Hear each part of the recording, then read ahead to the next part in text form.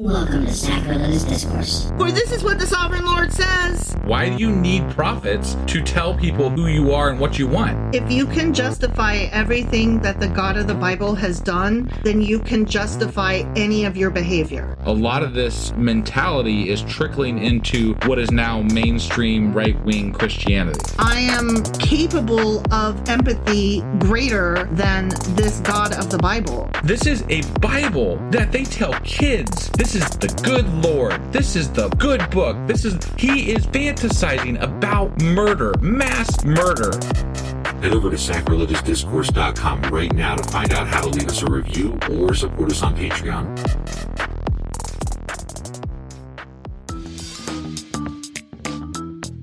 Hey there, sinners and saints. It's your favorite Bible-bashing duo from Sacrilegious Discourse, and we need your help. That's right, folks. We're raising funds for some heavenly equipment and a studio that doesn't sound like it's in the depths of hell. Our current setup, let's just say it's more apocalypse than audiophile. So if you want to hear us dissect the Bible without the background noise of demonic squirrels, chip in a few bucks. We're aiming for $5,000 to upgrade our audio and build a studio worthy of blasphemous banter. Donate today and help us spread the good word of atheism. You can find a link right on our homepage, sacrilegiousdiscourse.com. Every dollar counts. Even if it's from your collection plate.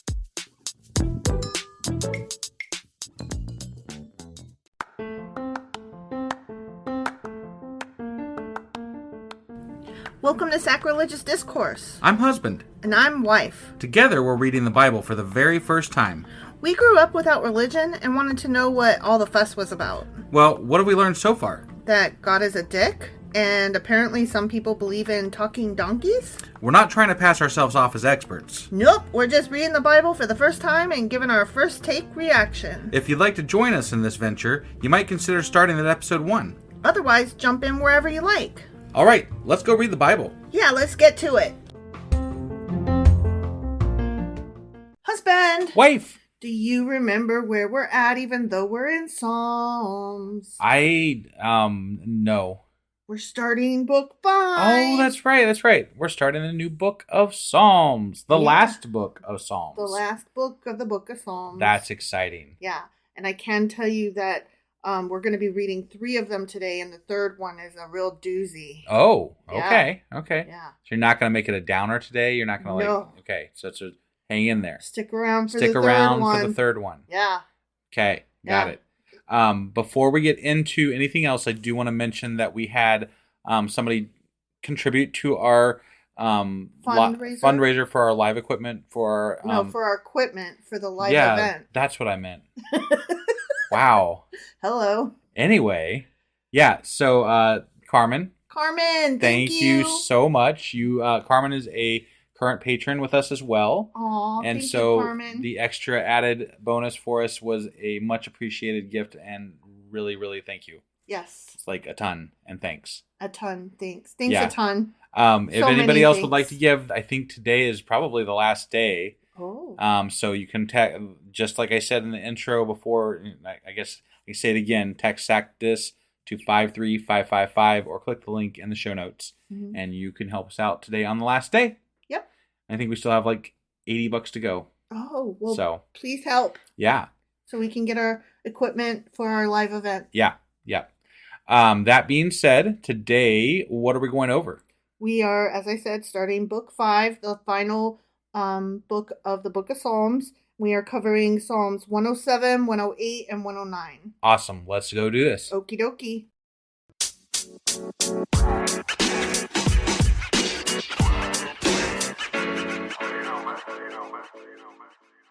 All right, here we go, starting the last book of the book of Psalms. Okay. With Psalm 107.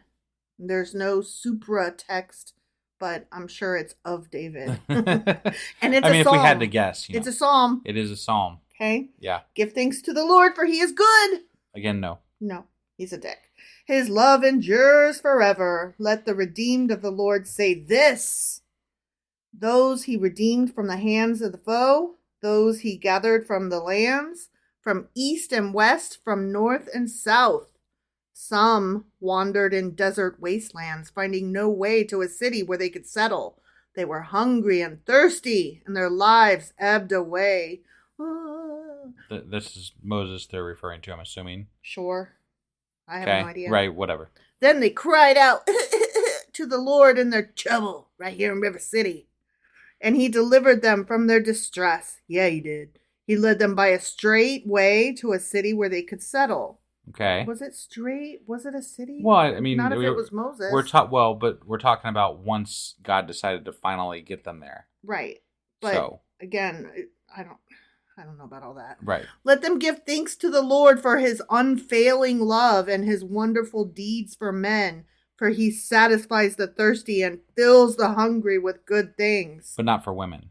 Not for women. And Just for also, when they complain about being hungry, he barrages them with too many pheasants. Yeah.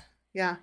Some sat in darkness and the deepest gloom, prisoners suffering in iron chains, for they had rebelled against the words of God and despised the counsel of the Most High. Because that's what you do to the people you love. Right. You put them in a deep, dark dungeon and lock them away. And chain them up. Yeah. And kill them. Right. Kill them and dance in their It's good blood. stuff and stuff right there. Yeah. So he subjected them to bitter labor. They stumbled and there was no one to help. Then they cried out to the Lord in their trouble, and he saved them from their distress. You know, the distress that he caused. Put them in. Yeah. Yeah. That makes sense. He brought them out of darkness and the deepest gloom and broke away their chains. The chains that he had put them in. Right. I'm not understanding this. Well, I mean, he has to make sure that you worship him by punishing you and torturing you and maybe almost killing you and sometimes killing you. Yeah. So, I mean, you wouldn't know to worship God unless he was an asshole at you. Right. That's the only way you can know God. So it's kind of like if I walk up to somebody and I push them down into the street and they get hit by a car, and then I'm like, but then I put them in my car and I rush them to the hospital. Right. And they should worship you at that point. Yeah, and then Definitely. they should tell me thank you. Yeah. And then I'm like, yeah, didn't you feel me kick you to make you get run over by that car? I had to punish you. I had to hurt you Mm-hmm. so that you would appreciate me. Yeah, good stuff. Let them give thanks to the Lord for his unfailing love, because I always shove the people I love in front of a car. Right. Yeah. Right. And his wonderful deeds for men, for he breaks down gates of bronze and cuts through But bars not of iron. iron. Wait, what? Cuts through bars of iron. I call bullshit. Yeah, he doesn't like iron. He don't like dude that hates iron. Because At least he's from a what I fairy heard. tale. Right. Because fairy tale creatures hate So iron. I don't think this is true. This isn't true. I mean, that right there, that proves this whole fucking thing wrong. We can just stop. It was all fine and it was all believable right up until that point. Right, yeah. Yeah. Some became fools through their rebellious ways and suffered affliction because of their iniquities. You're a fool, darling. You're a fool, darling. Thank you. I love you. They loathed all food and drew near the gates of death. Then they cried to the Lord in their trouble, and he saved them from their distress. You know, the distress that he caused. Right, always. Yeah. He sent forth his word and healed them. He rescued them from the grave. Again, it's kind of like if I stab you, but then I donate my kidney to you. Yeah. So you shouldn't be mad that I stabbed you and caused you to need a kidney in the first place. I'll still be mad. You might be mad? I will definitely be mad if you stab me. Even though I gave you my kidney? Worship me. No. Tell me thank you. No. Tell me I'm the best. No. Fine, then I'm going to stab you. See? You deserved it. Let them give thanks to the Lord for his unfailing love and his wonderful deeds for men. Let them sacrifice thank offerings and tell of his works with songs of joy. Kill things to praise me. Yes, kill things to praise me. Exactly. Mm-hmm. I want that on a t-shirt. Kill things to praise me. Yeah, Mm-hmm. yeah. Others went out on the sea in ships. They were merchants on the mighty waters.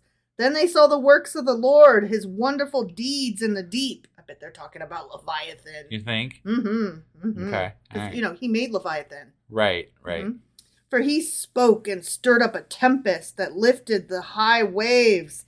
They mounted up to the heavens and went down to the depths. In their peril, their courage melted away. Sounds like a tsunami. Yeah, because that's what a tempest is. Yeah. A storm. Right. Yeah. They reeled and staggered like drunken men. What would you do with a drunken sailor? What would you do with a drunken sailor? They were at their wits' end. Then they cried out to the Lord in their trouble, and and he brought them out of their distress. The distress, again, that he caused. Right, yeah.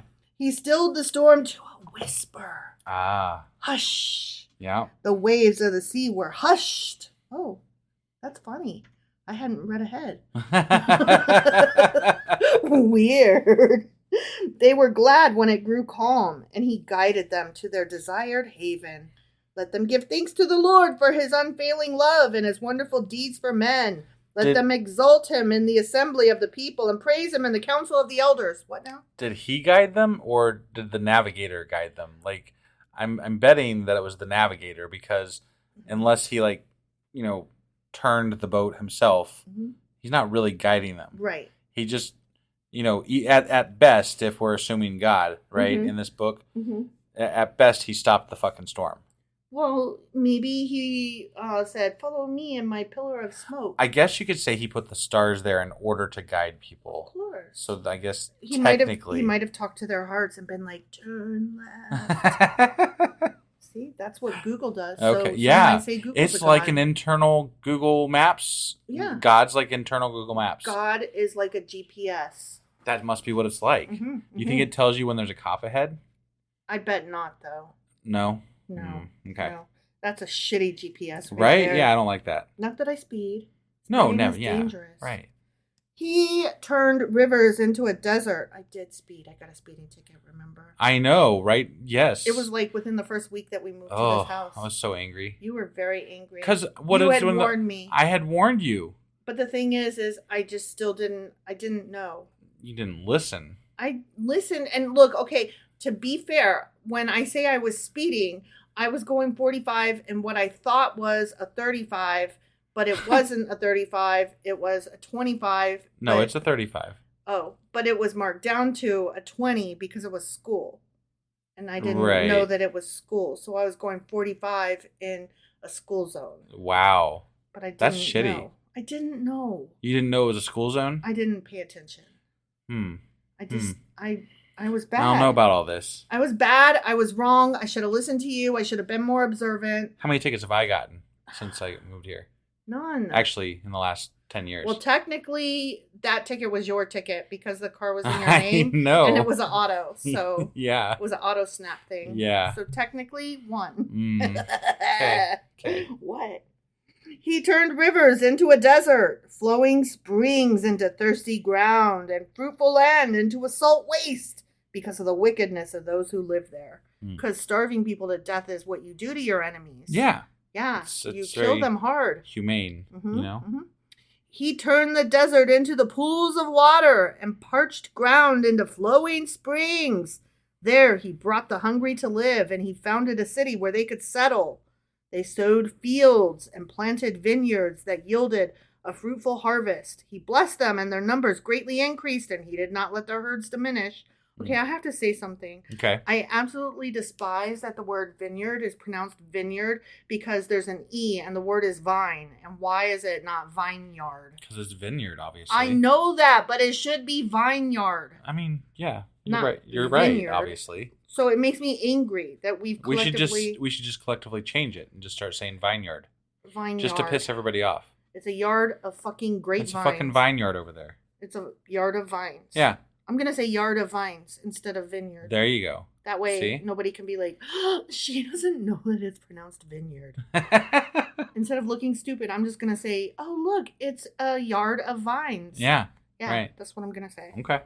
Then their numbers decreased, and they were humbled by oppression, calamity, and sorrow. Womp womp. He who pours contempt. Oh, wouldn't it be funny if there was a Bible that actually had the words womp womp? It would. It would. That would be hilarious. I keep telling you we need to do a Sacrilegious Discourse Bible.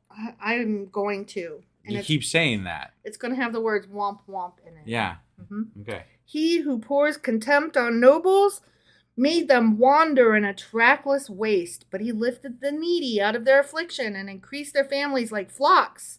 The upright see and rejoice, but all the wicked shut their mouths. Shut your mouth. Yeah. Okay. Whoever is wise, let him heed these things and consider the great love of the Lord. All I see is things were good and God was good. Things got bad and God was mad. That's a rhyme. Yeah, it was. It was. Because, I mean, like, it's just always, if things are bad, Mhm. God's mad at you. Yeah. If things are good, God likes you. Yeah. That's the whole concept of the Bible. Yeah. Yeah. Okay. All right. And It's just silly. it's childish. Yeah. It's so like early man. Right. You know? Well, I mean, yeah. We build skyscrapers. We passed the moon and got to Mars now. Like, come on, guys. Mm-hmm. Keep up. Yeah. Science, bro. Right. Okay, so Psalm 107 is the Lord delivers from trouble. Trouble. And it starts, oh, give thanks unto the Lord, for he is good. Okay, I've got a little bit of lengthy notes here because there's some about the directionals that he gives in here, okay? Mm-hmm. Psalm 107 is a song of thanksgiving to God who has been merciful to his people and gathered all who were lost, with his GPS. Yeah. Okay, so it is is beloved of mariners due to its reference to ships and the sea. Right, because he guides them back to port. It said the word water in it. We love it. That's kind of like my mom. There's a cross on it. I love it. Even if it's like from the dollar store and painted like cheap and shit. Yeah. And it looks like trash or like a third grader made it. Yeah. I'm like, you can love God and you can love things that have God in it. And you can even love the cross if you really have to, even though like it's kind of grotesque. Right. Whatever. You can like your little idols if you want, but could we not admit that one looks like it was, painted by a kindergartner? Come on now. Right. It would have some taste. The cross would be like if somebody died, if Jesus died today, right? Mm-hmm. And we all started worshiping, but that he got killed in an electric chair. It'd be like wearing a necklace with an electric chair on it. Or a mass shooting and everybody started wearing necklaces with guns on. Oh, wait. Right. We kind of do that, don't we? Yeah. So you may have noticed Psalm 107 is one of the longer psalms in the Bible. Not the longest, but it was a bit lengthy. Right. The theme of the psalm moves forward from section to section, and in the Masoretic Hebrew text, there are 7 inverted nuns. I don't know what that means, but I had to put it in my notes because inverted nuns. Okay. Okay. Yeah, I don't know what that means. I don't know what that means. Okay. You didn't look it up? Didn't It wasn't, there wasn't notes on it, and like I did a quick Google and like nothing came up immediately, so I was like, okay, we're gonna get back to that then. So are we gonna get back to it though? Yeah, I put it in my notes as I need to find out about inverted nuns. Okay. They're satanic nuns from Good Omens. Okay. Oh, the what was it? The order of the Chattering Order. The Chattering Order of Nuns. Right. Yeah, you're right. Good call, kid. You're welcome. The Psalms date from anywhere between the 5th and 13th century BC and 400 BC. Oh, okay. That's a big window. They could have just said, we have no fucking idea when it was written. Right.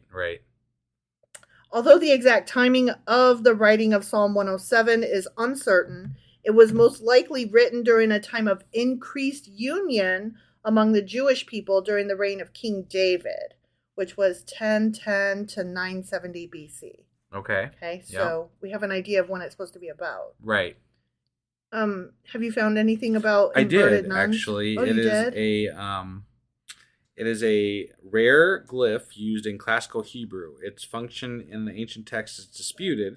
It takes the form of the letter nun in mirror image and appears in the Masoretic text of the Tanakh in 9 different places. So you don't know what it means either. I don't know what it means either, but it's a rare glyph used a certain amount of times. Is like a stele? It's like a letter. It's a letter. Yeah. Okay.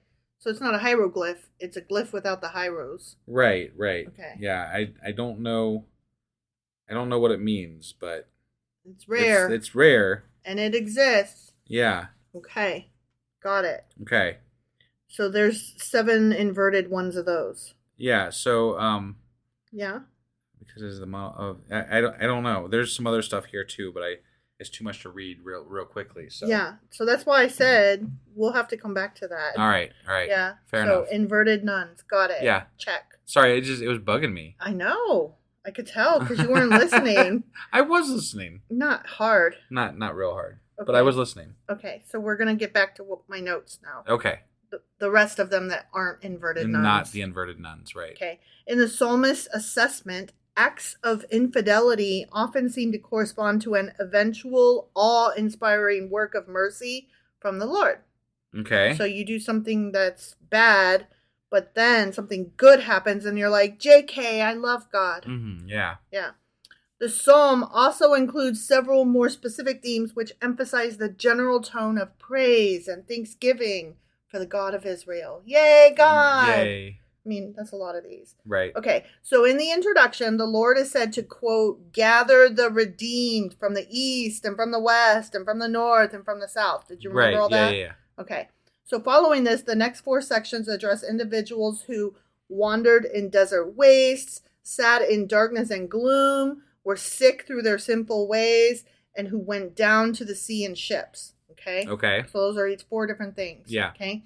Each of these locational descriptors corresponds to a cardinal direction. Okay. So the desert wastes mentioned in the second section of the psalm indicate a great eastern desert that might be beat down upon by the sun, which rises in the east. Okay. So that's the east.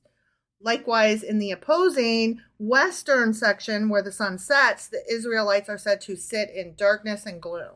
Got it. Okay? The correlation depicted in this section between darkness and helplessness, apart from the aid of the Lord, harkens back to Old Testament descriptions of Abraham. Okay. I didn't catch any of that, but they Right. mention it particularly in Genesis 15. Got it. Okay? And Okay. I'm like, if you say so. Sure. Throughout early Hebrew history, north was thought to be the direction most associated with evil and iniquity. Like, here there be dragons kind of thing. Yeah. Thus adding emphasis to the direction of north's correspondence to the 4th stanza, beginning with, some were sick through their sinful ways, and because of their iniquity suffered affliction. So that's the north. Okay. Okay. And finally, in the orientation of the region that Israel occupied at the time of Psalm 107, to the south lay the sea, directly paralleling the beginning of the 5th section. Some went down to the sea in ships. Right. So okay. each of those things was one of the directions. Got it. So he started out saying the directions and then described them, which we were supposed to take as being those directions, but we don't know those things. Sure. So yeah. we're like, oh, okay, sure. Right. So Psalm 107 is above all a hymn commemorating the power of God. Mm-hmm. He's so powery. Mm-hmm. Despite the transgressions of the Israelites, the Lord forgives them. He's so sweet. He's a nice guy. They should make Hallmark cards about that guy. They do, sadly. Yeah. The works of the Lord, however, are mentioned in many psalms. So what makes 107 so different from them, right? Yeah, sure. Okay, so it's somewhat unusual in its depiction of the works of the Lord as explication for the people. The psalm is a hymn of thanksgiving to the Lord for the purpose of making the Lord's works known to humankind so that they too can join in the praise of the Lord. Okay. It's circular. Yeah, right. This concept seems to indicate that David has written a sort of circulatory hymn thanking the Lord for enabling the Israelites to thank the Lord. Thank you for letting me thank you. Right? That's oh my gosh. different from the thank you for being a friend. Travel down the road and back again. Your heart is true, you're a pal and confidant. Okay, do you remember at this time what it is? Last time I sang it, you didn't remember. That's Golden Girls, yeah. That is Golden Girls, yeah. And that is exactly not the kind of friend that God is. Right. He's like, I will allow you to thank me. And the people are like, oh my God, thank you for letting us thank you. That's awesome. And thank you for letting me say that. And thank you for letting me say that. And that. And that is so many things. Right.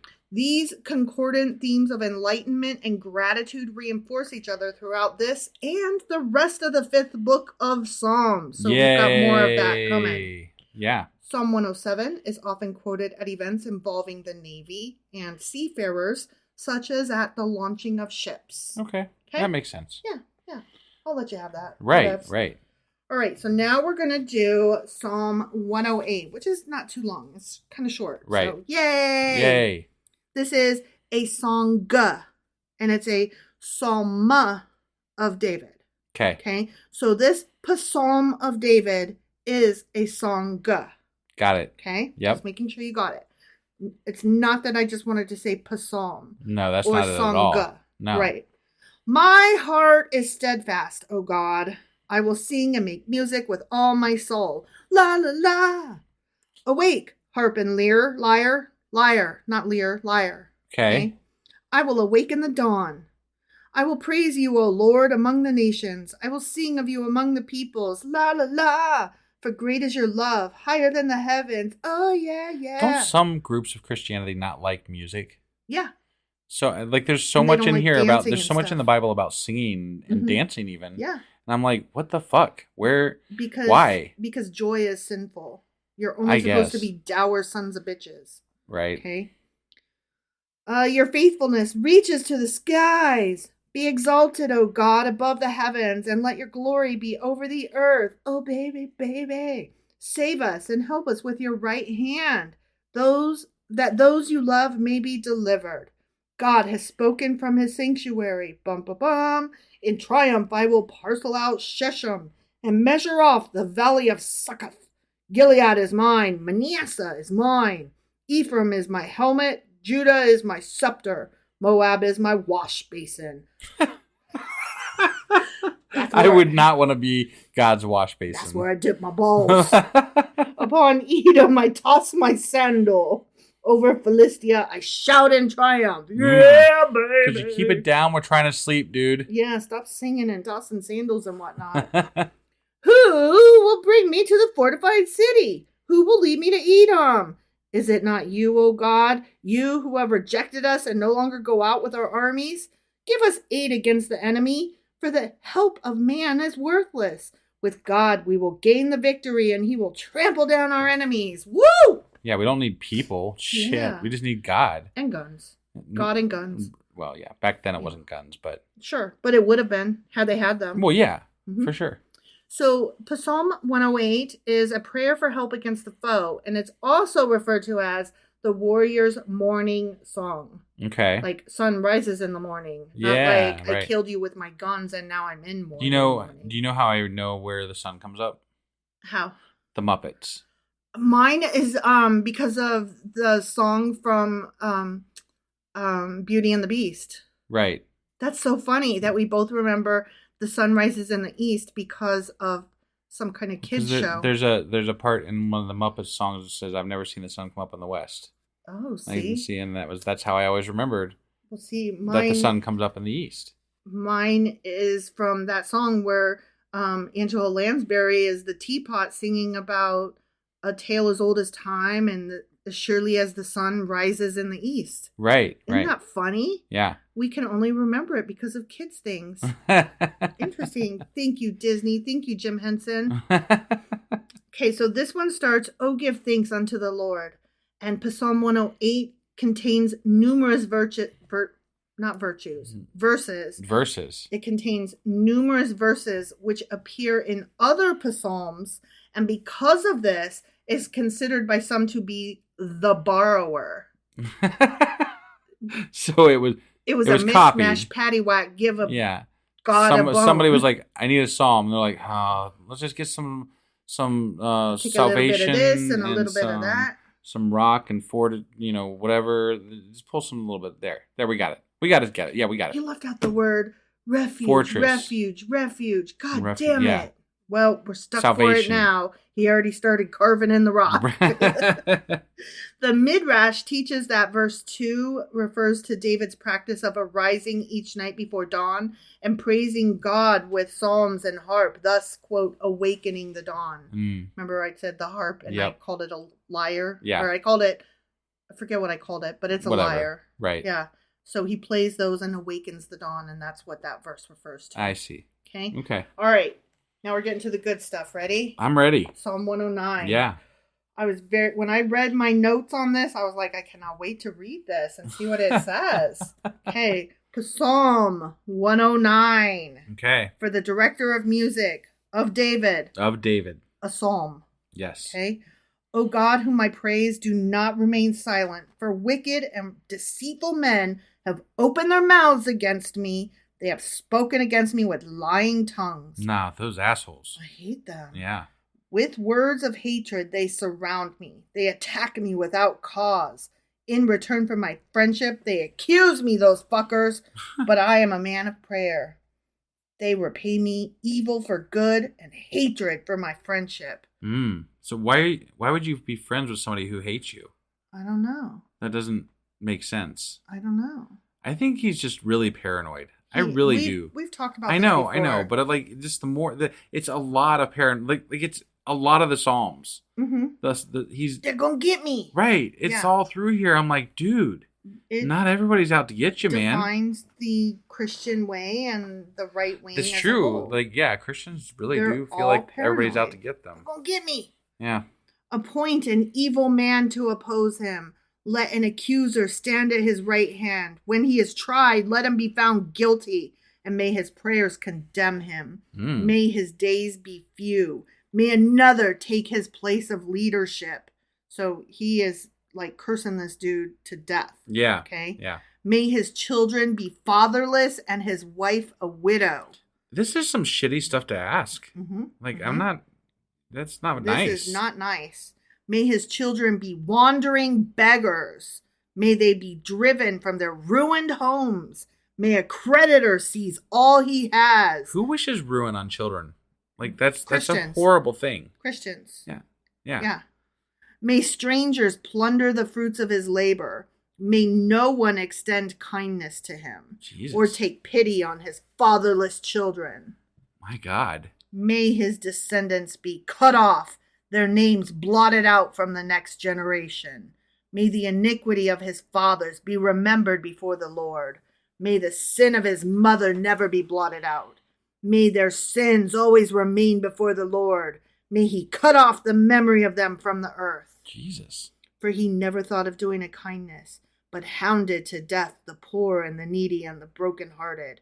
So, we hate that guy so hard, we want to just follow him around, throwing rocks at him and showing him how much we hate him. Right. Because that's a good thing to do. Yeah, it's in the Bible. Yeah.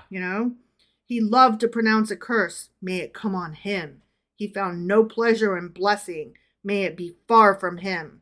He wore cursing as his garment. It entered into his body like water, into his bones like oil. May it be a cloak wrapped about him like a bolt. Look, like a belt tied forever around him. I gotta say, it's not that I'm not. Maybe this guy was a bad guy. Maybe he sucked, right? Yeah. But this entire thing that David question mark wrote, it doesn't make me think very highly of him. Right. He sounds like a fucking dick here. Yeah.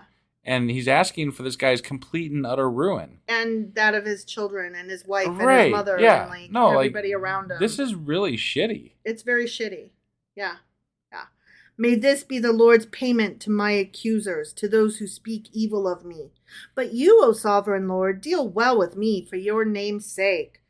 Out of the goodness of your love, deliver me, for I am poor and needy, and my heart is wounded within me. I fade away like an evening shadow. I am shaken off like a locust. My knees give way from fasting. My body is thin and gaunt. I am an object of scorn to my accusers. When they see me, they shake their heads. Help me, my Lord, my God. Save me in accordance with your love. Let them know that it is in your hand, that you, O Lord, have done it. They may curse, but you will bless. When they attack, they will be put to shame, but your servant will rejoice. My accusers will be clothed with disgrace and wrapped in shame as a cloak.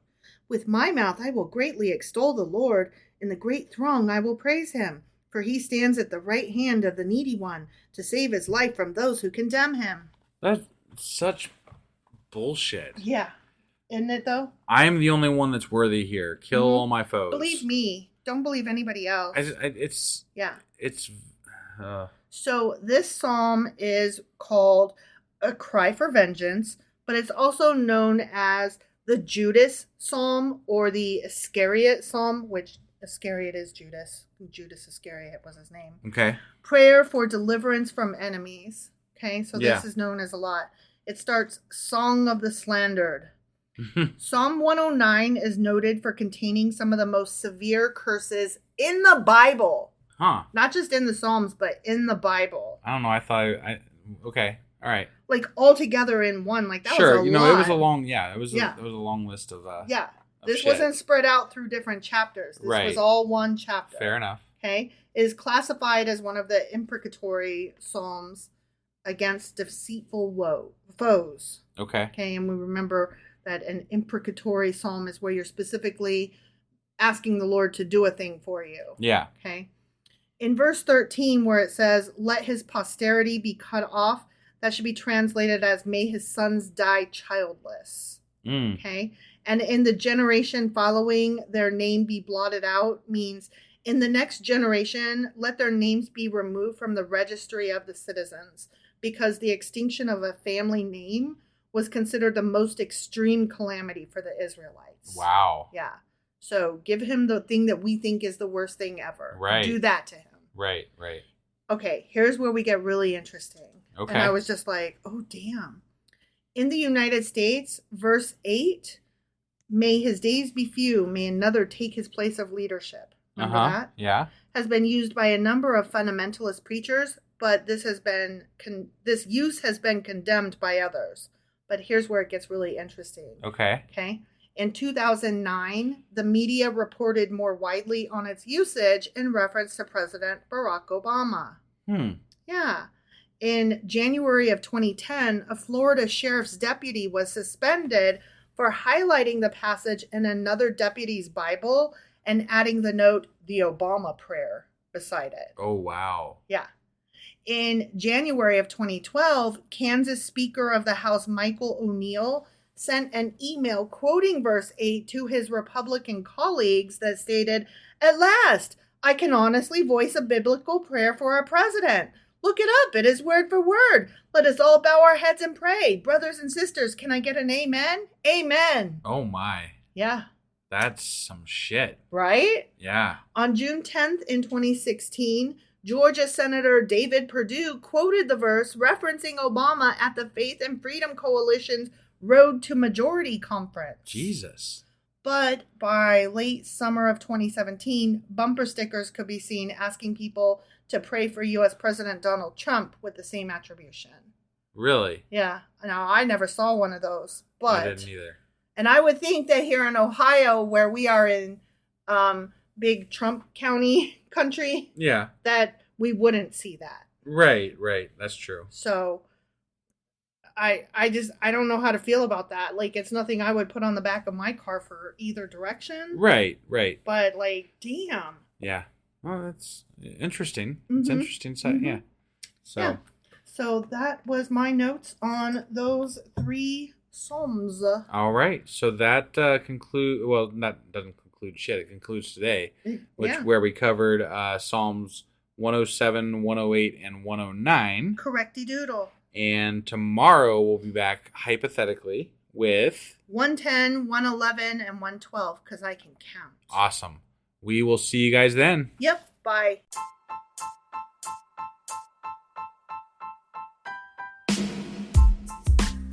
Hey, wife, I guess that's the end?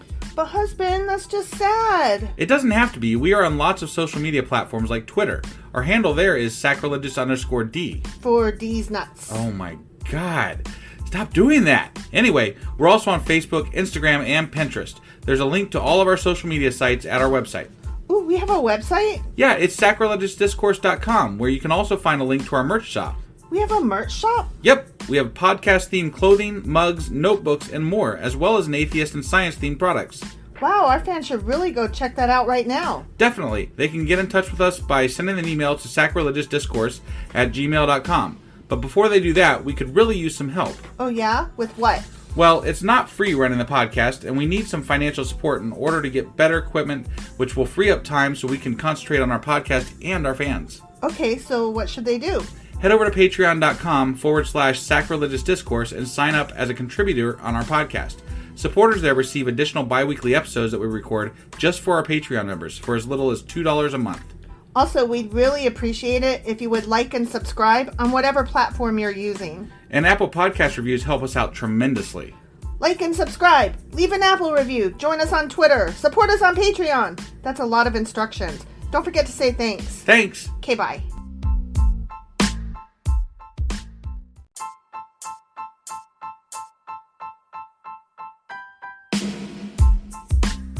Hey, wife, I guess that's the end?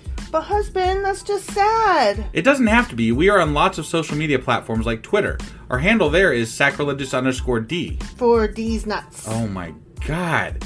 Stop doing that. Anyway, we're also on Facebook, Instagram, and Pinterest. There's a link to all of our social media sites at our website. Ooh, we have a website? Yeah, it's sacrilegiousdiscourse.com, where you can also find a link to our merch shop. We have a merch shop? Yep, we have podcast-themed clothing, mugs, notebooks, and more, as well as an atheist and science-themed products. Wow, our fans should really go check that out right now. Definitely. They can get in touch with us by sending an email to sacrilegiousdiscourse@gmail.com. But before they do that, we could really use some help. Oh yeah? With what? Well, it's not free running the podcast, and we need some financial support in order to get better equipment, which will free up time so we can concentrate on our podcast and our fans. Okay, so what should they do? Head over to patreon.com/sacrilegiousdiscourse and sign up as a contributor on our podcast. Supporters there receive additional bi-weekly episodes that we record just for our Patreon members for as little as $2 a month.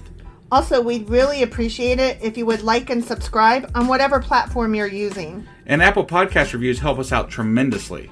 Like and subscribe, leave an Apple review, join us on Twitter, support us on Patreon. That's a lot of instructions. Don't forget to say thanks. Thanks. Okay, bye.